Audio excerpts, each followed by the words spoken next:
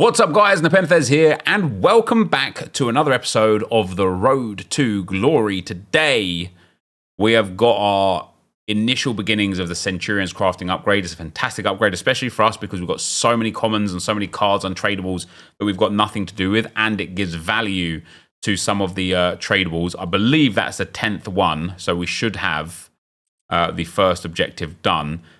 We haven't opened any of the packs yet, but we are going to open them shortly. And we're also going to have today... Oh, I've done 12. Oh, never mind. It didn't show up that I've done any. And we're also going to have some Rivals gameplay today because I've been playing with this team and a bit of a different team because I did buy an icon and generally just having a great time in Division 2. I got up to Division 2 last night by myself, or the night before last by the time you're watching this, and was playing some games on stream and just trying to upgrade Vulti, of course. And I'm just loving the team. I'm just genuinely loving the team. And I'm really getting into the game at the moment as well, which is nice. In terms of the transfers, we're at 40,000 coins. Where did my coins go? Well, I sold a lot of stuff. I discarded a few specials I need to buy back as well. Now that I've got some coins, I could buy them back because I only discarded them so that I could buy the card that I bought and am now trying to sell. I've sold a whole bunch of other stuff there as well. And that's who I've got on the transfer list. It's Ashley Cole. I did buy him. We paid 293,000 for him. He's selling for about 300,000 right now. I did thoroughly enjoy him in the 8 games that he played. I thought he was good, but he's due a Centurions this weekend, and so I'm curious. I don't want to lose my shirt on him. I don't mind not selling him and keeping him in the team for a little while until we possibly get a McCabe in form. But I want to kind of get my money back on him. If he drops down to 250, 230, 220, I'll be really upset, and we'll just end up throwing away 100,000 coins. And then we've got a few other bits and bobs that we need to list up and sell. So with that, we're going to start today with 12 of these Centurions 3-player packs. My chat has been telling me that they're OP. But we'll have to wait and see. Can we pack anything good out of this? Any good fodder would be nice. We're starting with an American goalkeeper, and it's going to be Kingsbury. Is she 85? Well, an 84 is not bad to kick things off with. I can't even lie. An 84. Wijnaldum and Paolo Thomas will go back into this. Basically, anything that's 83 or above, I'll keep hold of. And this is the first 10-win thing. Is that Modric? Go on. Go on. Oh, it is. I mean, already this has been worth it. We've now got an 87 Luka Modric and an 84 from the first 2 packs. Morata, Alazon, all of this stuff will just go back into it. Basically, anything that's 82 rated or lower will go back in, and everything else will stay because, hey, fodder, isn't it? So we started with a good little bit of fodder. I wouldn't mind packing a Centurions. I wouldn't mind even more packing an Icon Centurions. Wouldn't that be nice? We've got ourselves Mbemba, Rico Henry, and Mbabu in there. Remember when Mbabu used to have some wild cards in the game? Come on again, give me specials only, please. American again, centre mid this time from Kansas City. Don't know if it's a war. I don't really know the American women too much. An 82 rated. I don't think there's many rares that I care about either in general. I actually put Tierney in there.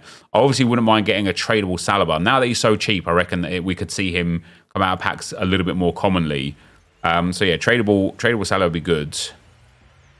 Barrett's in it. I don't really care about Florian Wirtz. Oh, it's Hoffman. It's probably the same, isn't it? I don't know what rating Wirtz is. He might be an 82. All right, 8 more of these to go. Come on, one special card here. Give me one big Centurions, or at least give me a Centurions that I can put into that Centurions upgrade to upgrade, basically. We get Denny Bouanga, my absolute GOAT, along with a few other... Oh, is Wirtz 85, is he? Yeah, so it would have been nice to get a Wirtz. Right, next pack. Spain. Leipzig is Dani Olmo. What's he, an 82 this year? An 83 for Dani Olmo. Well, at least we're getting some more fodder to put back into these. Of course, we're going to need to get a lot of players overall. But this is here for 27 days or something, right? So I personally think this is great. Is that Jorginho? I think that's a duplicate.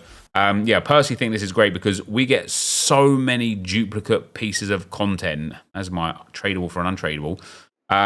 That we've now got somewhere to put them. I'm not going to rush through them. I'm not going to do them as quick as I can or spend coins or anything like that. Just every time we get a stack of them, we'll build up a whole bunch and we'll go from there. We're going to get ourselves a Darwin Nunez, Nico Williams and Drakowski. So far, these actually haven't been so great. We started off well with a Modric and with an 85. We have not moved very well. Go on, Bayern this time. Nope. Go on, be Wirtz this time. Don't give me a duplicate straight away. No, it's another Hoffman. You could just go in. But that's what I mean. See how throwing him away? I should just go and put him in there now and save, like, because we want to complete them all and save a player. But so be it. We've got Brazil. Center attacking midfielder from West Ham is going to be Paqueta out of this Paqueta. Tradable. Nope. That's 2 players thrown away. When you need 1,100 players, throwing away players is probably a bad idea. The next one. German. Centre mid. Oh, hoping it was going to be Real Madrid. And give me a Toni Kroos, you know. Chiellini, Keiki, and Solari. The last one now already. It is the last one. Wow. Yeah, you have actually done me quite dirty here. Oh, dear. It's going to be Christensen. At least he's 83 this year. Here's a duplicate, so I will, if he's untradeable, I will use him as a duplicate. Oh, sorry, in the SBC itself. But yeah, that is a little bit stinky to start with. I can't lie. 4 more in the bank, and then see off of this, we'll be able to do 1 more, and then I'll be done. Then that'll be it. I won't have anything left. Got nothing left. I literally have nothing left after this. It's just all empty. Can we finally get a Don't give me Herrera. Not Herrera. Ugolde. Ugarte even, should I say. Anastol and Kamara. Big win for Trente on the weekend, wasn't it? Come on, EA, bless us with the goods. Argentine DM from Betis. It's bad. It's bad. Bad. It's 83 Rodriguez. Ooh, Kai Havertz. What a pull that is. Let's go. Let's go. That's big plays, that is. Right, come on. Special card. Special card me, EA. What, Modric? No, it's Kramaric. It is Kramaric. Oh, it's Vasquez as well. And Romero. And then another one. Here we go. No special again. Come on, EA, man. Where's my luck? Where's my luck? Diego Carlos, Milazzo, and Rongier. All right, guys. So into some Division 2 rivals we go. In the team that I'm using, we have got Ashley Cole for the first 3 games. And he was thoroughly enjoyable. You saw me earlier on relist him for like 330,000 coins and list him for like 12 hours just to see if he would sell. Well, he sold. I'm getting into a really good theme of icon trading. And yeah, I've now made profit on Czech, Cole, broke even on... Who was the first one we bought? Not Right. I lost on Right because he went down. But basically, I'm spotting some nice patterns and trends with icons where I could probably start to generate 10 to 20,000 coins a day just by flipping a few icons, buying in the morning and selling in the evening. Who knows? Who knows? Something I might look into, something I might not. We have got some comments from yesterday's video. The first one is from Christy L. Desley. Says, I'm not certain why winning being the main fun driver comes as a surprise. The sports game, whether it be person or digital, no one has fun when they lose and has a lot of fun when they do, regardless of how it happens. So obviously this is like off the back of the discussion of people attribute winning and fun together, which is why they play in a certain way in this game. It's not a surprise. I wasn't, if I kind of alluded to the fact that I'm surprised that people like winning, I'm not. I understand entirely. Like, even for me, you know, I obviously have way more fun when I win than when I lose. However, to say that people have fun when they win regardless of how it happens, that bit I don't necessarily agree with. I think somebody would rather be frustrated and win than frustrated and lose, for sure. But I have won so many games in this game, not FC24 specifically, but just over my career, over my life of playing FIFA and whatnot. I've won so many games and actually been like frustrated and angry afterwards.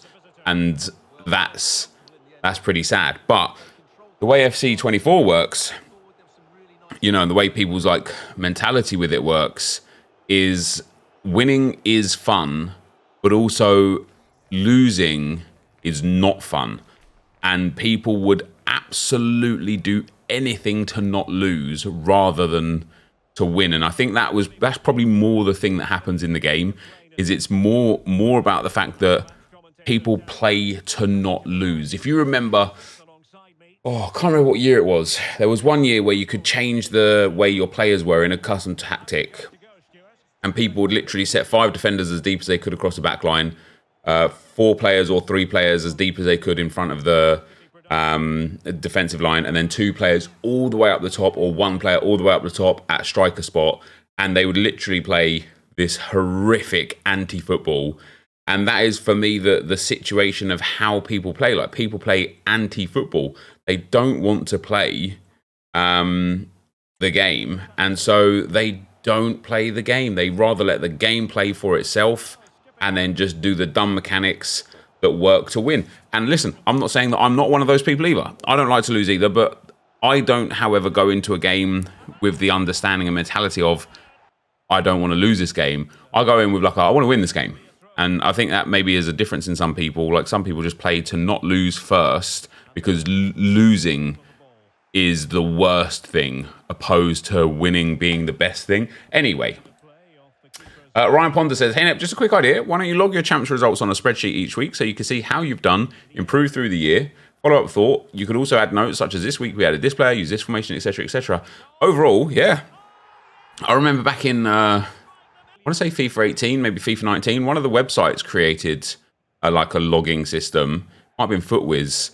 And it did all right for a little while. But like, you remember, like, most years people have their like team of the year spreadsheet for packs, and, you know, like the pack project and things like that. And we've had a couple ourselves. And funnily enough, one of the ways Josh ended up getting on board as like working with me was because he started doing some spreadsheet stuff for me.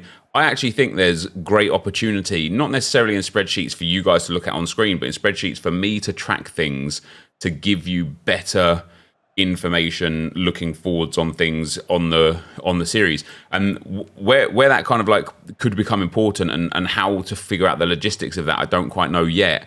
But for example, like, this series is getting to that point where it's the daily grind is hard to put into a video. Today, for example, there's nothing going on. We've got some of those Centurions upgrade packs. We've got some Division Rivals gameplay. That's it. So if we're not getting Champs rewards, Rivals rewards, maybe Champs qualifiers rewards, maybe Squad Battles rewards, but generally speaking, the Squad Battles rewards people don't really care about. If we're not getting one of those things, or doing something extravagant, like buying a brand new player, spending everything on a player, changing the whole team, then people just don't really care about the day-to-day anymore, because it's the same, right? Play the games to earn the packs, play the games in Rivals, play the games in Champs, and the rewards are there. However, I think it could be a lot more interesting to portray the series in a different way. And as I say, my brain's going to start going in overdrive, and I'll figure out something that could be fun, that also needs to be efficiently produced, which I think is going to be the big issue.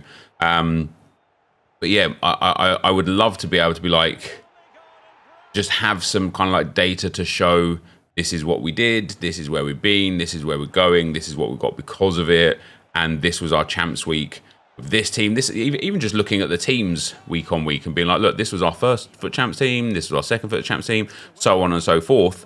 That sort of stuff would be really fun to do. Han Shotel said, Nep the kind of guy who doesn't give away his last champs game, with a laughing, crying face. So there's actually 2 reasons why I haven't given away the last champs game this week or last week. And the first reason is because I do want to get to 300 foot champs wins as quick as possible. I know we'll get there eventually, but I want to get there. And I suppose there's 3 reasons. And one of the other reasons is we are working on Volti. So the win for her is as important as anything, right? Like, it's in Division Rivals, it's a lot harder to get wins in Division 2 than it is in Foot Champs, even on those last games. So that was kind of like reason number 1, is we are actually working towards things whilst playing. Reason number 2 is because I really wanted to see where I am, and I do really want to see where I am. It's nothing to do with my opponent, or as somebody responded with me being bitter. It's nothing to do with bitterness. It is absolutely everything to do with, I want to see where I am. If I got to okay, I got to 12, then we lose and we've got 1 left. If I throw that away and I'm 12 and 8 again, I don't know if I had 13 and 7 in me and was only 1 win exchange throughout the week away from 14 wins. I don't know. So I wanted to test myself. I wanted to, constantly sit myself in that position where it's like, okay, if this was the 14 win game, did I have the capabilities to do it? So it's not always about just the result in champs. And listen, if you want to give away free wins, you do you.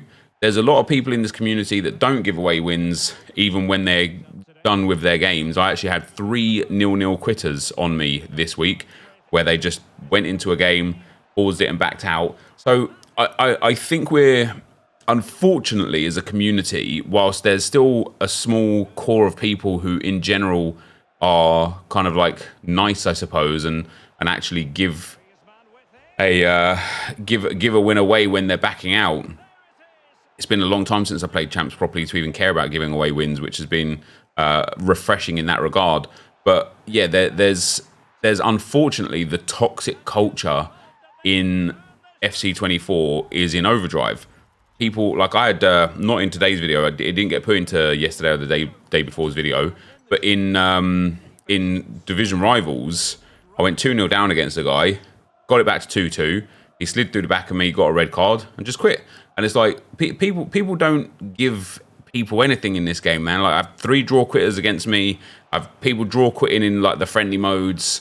Like, people are just toxic. And so, you and I, we're under no obligation to give anyone anything. At least, I actually played that guy and beat that guy, and he got the loss, opposed to me, for example, going in, pausing it and quitting straight away, which is what a lot of people tend to do. Volti with a banging goal there. So yeah, that's why, basically, in a nutshell. And if you don't like it, fair enough. You keep doing you keep doing the good, that kind of good look. You know, you keep giving away the wins where possible. If I get to a point where I've, like, for example, I feel like if I was at like 11 wins and had 2 games left and I could no longer get to 14, I would give away those wins because I now know I can get to 13 if you like. Like, I don't know. I feel like I would give away wins. Or if I got to like 11-2 and I just wanted to stop there because I didn't have time that weekend or something, I would give away those wins.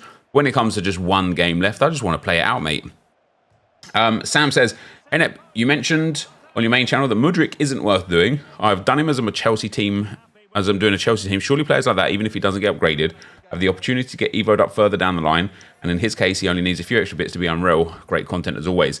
So what I feel like with Mudryk specifically is that his evoed card isn't far off, and it's only an 81 compared to his 85 rated card. It's got a lot less physical and a lot less defending. Who cares about defending?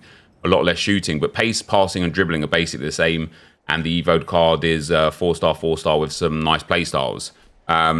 So it's one of those situations where, let's say he doesn't get upgraded, the likelihood is you'll be able to upgrade the already evoed 81 Mudryk first before you'll ever be able to upgrade the 85 Mudryk.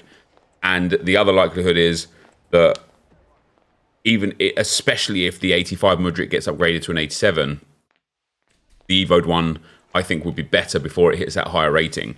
So when it comes to SBC specifically, listen, do him if you want him. I'm not telling you not to do it. Maybe you didn't even evo the Mudryk's gold card, so you missed out on that, right? Do him if you want him. I just think that when it comes to the price point of that Mudryk, 150,000 coins for a card that just isn't very good, I just think it's too much. Like, I would rather just persevere with the evoed Mudryk than do that one, because yeah, that's basically me. And I have got a couple more comments that I do want to quickly go through. Just one more comment, sorry, that I really want to go through. It's from S. Lovell. Says, in my opinion, the worst thing about FIFA attacking-wise is the inability to score from crosses. Crosses produce the most goals in real-life football compared to other goal types. But in FIFA, you can't score from a cross unless it's a corner, which leaves people with 2 options when their winger has the ball. Cut in and finesse, or go down the line and cut back. If crosses were more effective, I honestly think it would lower the cutback meta. I disagree with you. I think crosses are an incredible way to score in this game. I just think people don't know, like before I say what I'm going to say about what they don't know, let me tell about what they do know. It's really easy when you've got 6 men in the box from a corner and a good corner taker, and Van Dijk's one of those people. It's really easy to aim the pointer at his head, cross it, and head it. It's just really easy. It's also really easy to get to the byline, walk into the box, and just press pass. Because I'm almost certain, for the most part, because I do it myself as well, sometimes I can see an option and I try to pass for it when there's a cutback. But more often than not, I get to the byline and I just press pass into the box because I'm like, I've got players there. It should connect to one of my players. And more often than not, it does, and you score. So it's like you don't actually have to think about what you're doing to get the result. And so it's efficient. It's the most efficient way of scoring because it's thoughtless. When it comes to crossing, and I noticed this in draft that I did the other day when I had Ruud Gullit and one of the wingers I had only had whip pass, not even whip pass plus. And I think Trent's the best for crossing because he's got the whipped pass regular and then he's got the long ball pass plus, and it just lofts his crosses like you wouldn't believe. But I don't think it's the case of people... I don't think it's a case of the other things being more effective. I think it's a case of people not understanding how to cross the ball. And they understand how to trivela from the edge of the box, and they understand how to finesse shot from the edge of the box, and they understand how to whip a cross in to the box, and they understand how to get to the byline and cut back, because those things are thoughtless.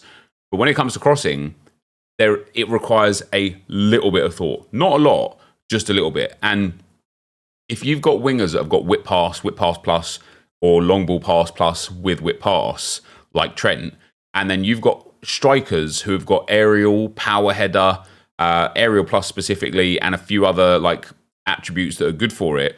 Let me tell you something, crossing is way more broken than anything in this game, like way more broken. You know, like I say, like the draft that I played where I had Ruud Gullit in the draft, I scored an unbelievable amount of goals with him that he had no right scoring because he was just massive and powered over a lot of the players. So maybe it's something we can actually look at tomorrow's video.